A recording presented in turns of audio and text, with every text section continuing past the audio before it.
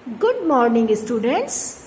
आज का ये मैं आपका लेसन आप ही की क्लास में ले रही हूँ सो दैट आपको अपनी क्लास की जो घर पर बैठे याद आती होगी उसको थोड़ा सा मैं फुलफिल कर सकूँ। तो आज हम अपना लेसन राष्ट्र निर्माण की चुनौतियां कंटिन्यू करेंगे, जिसमें हम रजवाड़ों के विलय के बारे में पढ़ेंगे।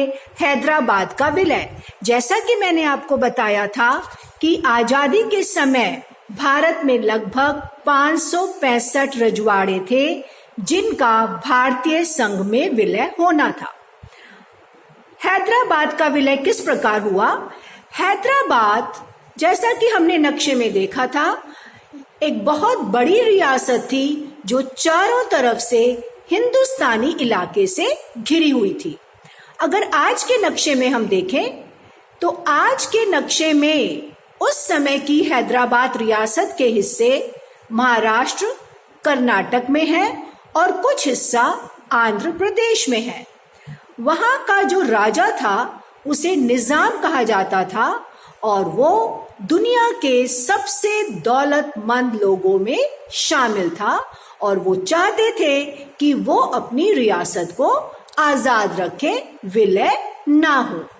इसके लिए नवंबर 1947 में उन्होंने भारत की सरकार के साथ एक समझौता किया कि वो अपनी यथास्थिति को बहाल रखना चाहते हैं। ये समझौता 1 साल का था।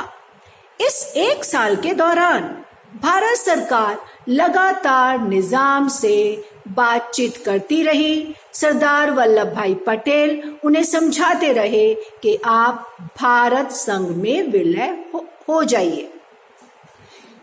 दूसरी तरफ जो रियासत के लोग थे वो निजाम के शासन से खुश नहीं थे।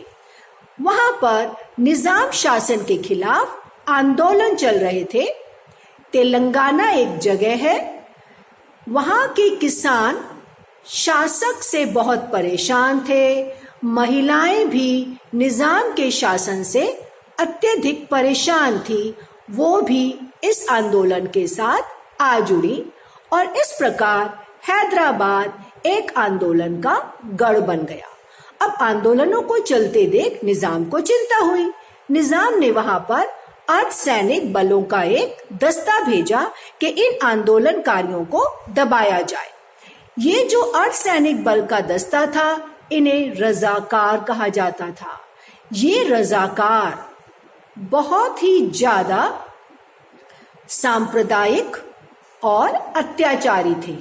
सांप्रदायिक मतलब धर्म के आधार पर भेदभाव करने वाले, और इनका निशाना अधिकतर गैर मुसलमान लोग होते थे। तो ये वहां पर जाकर लूटपाट करते थे, उन लोगों की हत्या कर देते थे और यहाँ तक कि वो बलात्कार जैसे घृणित अपराध भी करने लगे। इस परेशानी को देखकर सितंबर के 1948 में भारत सरकार ने निजाम के सैनिकों पर काबू पाने के लिए अपनी सेना भेजी।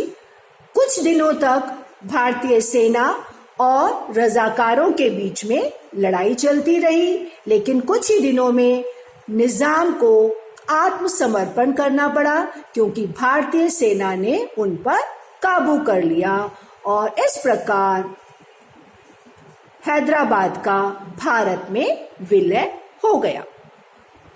अगली रियासत के बारे में हम पढ़ते हैं, वो रियासत है मणिपुर। आप अगर नक्शे में देखें, भारत के नक्शे में आपको दिशाएं मालूम है, उत्तर, दक्षिण, पूर्व, पश्चिम।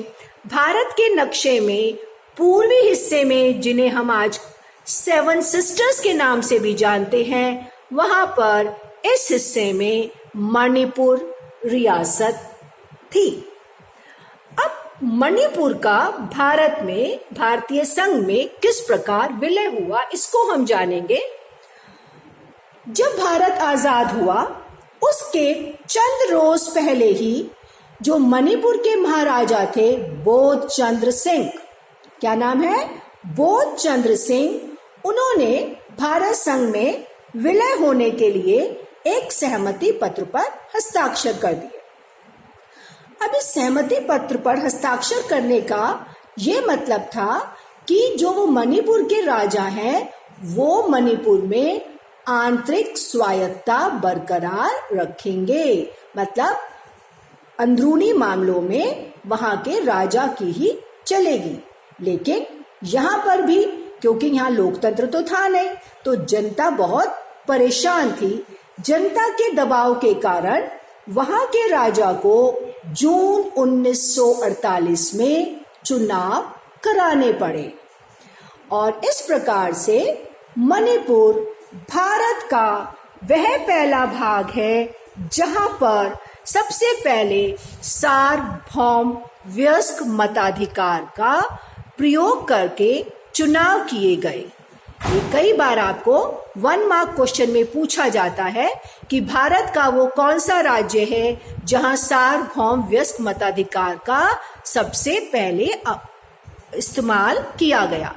सार्वभौम वयस्क मताधिकार का मतलब है वे सभी व्यक्ति जो एक निश्चित आयु के, जो आयु पहले 21 वर्ष की रखी गई थी, चाहे वो किसी भी जाति धर्म के हों, उन्हें मत देने का अधिकार है।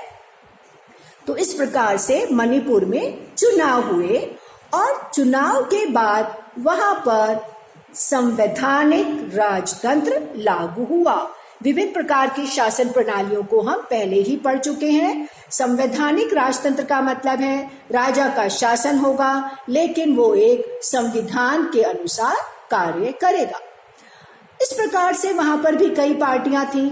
जो मणिपुर की कांग्रेस पार्टी थी वो भारत संघ में विलय चाहती थी, लेकिन अन्य पार्टियां इस विलय के खिलाफ थी।